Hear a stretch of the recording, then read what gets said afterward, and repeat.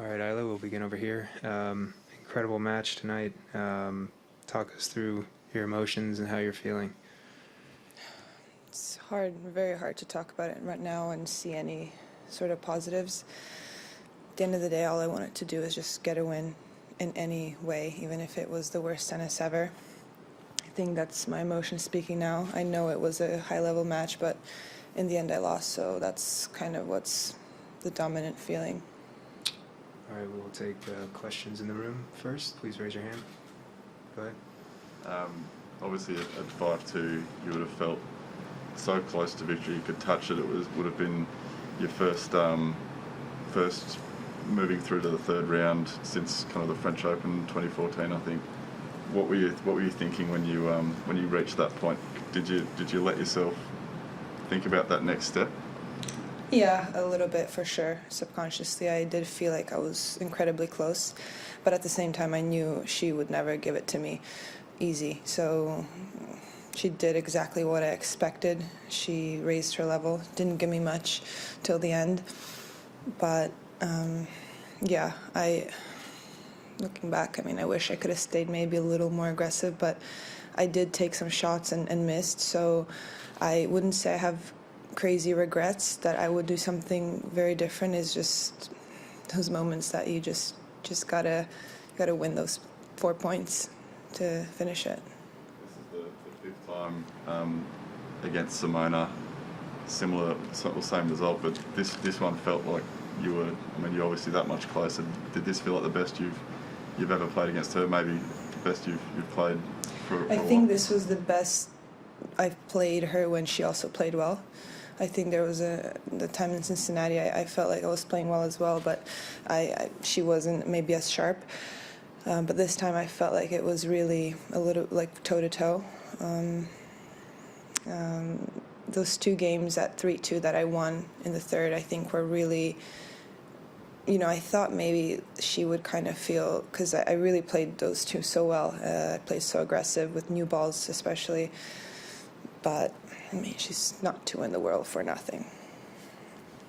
Go ahead. You were one of the Australian players who, spent so much time on the road last year. Can you explain sort of how that worked and how you see this year going forward, with all the quarantine rules that they have here, and how you feel like you're going to manage it? I'm not looking further than tomorrow. That's what I've learned from last year. Getting ahead of the schedule or anything what's going to happen in the world has been the biggest mistake I've made all last year, and it definitely cost me mentally a little bit. So I saw the schedule of the WTA, but I don't look further than next week. So whatever happens, I think I have a way of kind of approaching the situation better.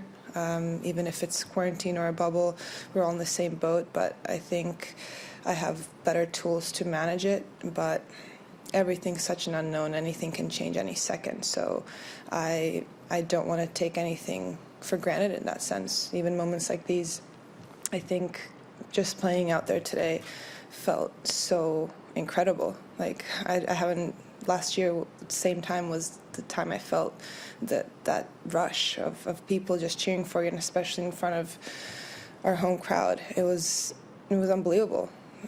I'm afraid to say it, but it could be a highlight of the year in that way with the atmosphere and the crowd. Go ahead. I know it's obviously still so raw for you, but how do you get over a loss like that? Are you someone who tries to get away from it all, or do you just go back into training as hard as you can, or what do you do? Unfortunately, this one feels like if I don't wake up tomorrow and force myself to keep going and kind of just put it behind me, it could sting for a while, and I don't want to get in that. I just don't think it's a smart road to go down, because there's, of course, naturally, as a human being, there's reason why it should linger and it should maybe affect me negatively, but there's also another way to look at it. I mean, 3 months ago, I didn't know if I was capable of playing a match like this, so I think there's a really good way to look at it, and I'm fingers crossed I will, and I do believe that I will. I've got incredible people around me that are like here or even a phone call away. So I've learned to share thoughts, feelings, and not put it all on myself. So it's going to hurt for maybe a few days, but I'll get back into training and playing next week. Go ahead. Result aside, is it too early to sort of, like, can you see that was maybe one of the best matches that you've played in terms of the quality? Yeah, I mean, for sure it was. I mean, I'm getting messages that it was really high quality, and people have said it. So, but it's hard to kind of take a step back right away and feel, because it was a lot of adrenaline, and I was just kind of playing with instinct a lot. But just knowing what a great competitor and player Simona is, I'm just logically, yeah, I must have played well. But it's very hard to. I'm a competitor at the end of the day, so. Right now I don't care how great it was. I lost. So. Any more questions in the room? If not, we'll go online. If you have a question for Ajla, could you please use the raise your hand function?